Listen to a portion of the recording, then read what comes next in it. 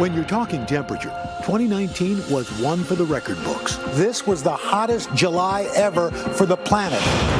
5 countries hit all-time national heat records.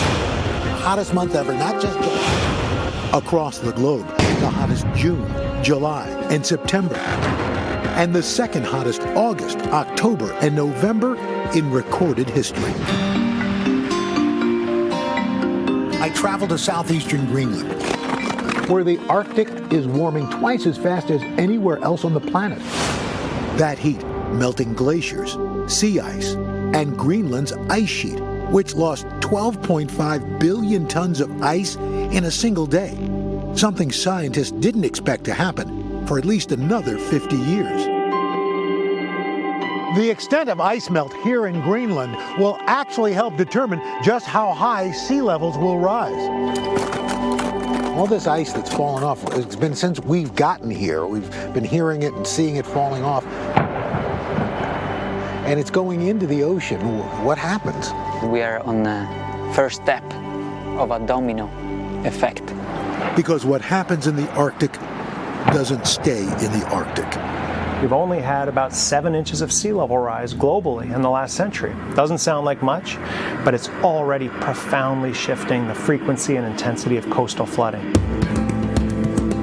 Those rising sea levels and warmer oceans fueling more powerful hurricanes like Dorian, which devastated the Bahamas. And wildfires. Alaska, 2.5 million acres burned. The link between climate change and drought and wildfires is very, very strong.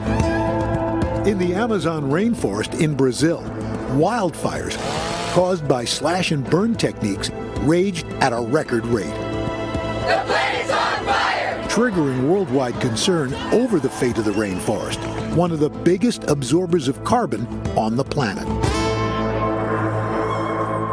We hit a record of 415 parts per million of carbon dioxide. That's the greenhouse gases in our atmosphere, a new record high. The winds right now gusting at over 55 to 60 miles per hour. Crucial reports about climate and predictions for the future. It is so decided. The UN announcing there could be as little as 12 years for humans to mitigate catastrophic global warming. We are in the beginning of a mass extinction. Their recommendation?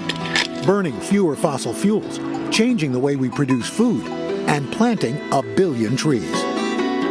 Australia downgrading their outlook for the Great Barrier Reef from poor to very poor. And the National Audubon Society releasing a grim assessment that global warming threatens 2/3 of birds in the United States with extinction.